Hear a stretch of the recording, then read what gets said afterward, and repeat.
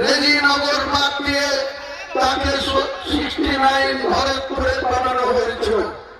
এই দলটা একবারে অঞ্চল থেকে, বুথ লেভেল থেকে ব্লক লেভেল, জেলা লেভেল, রাজ্য স্তরে পর্যন্ত দ্বন্দ্ব আর বিভাজন আর তুলাবাজি করার দল।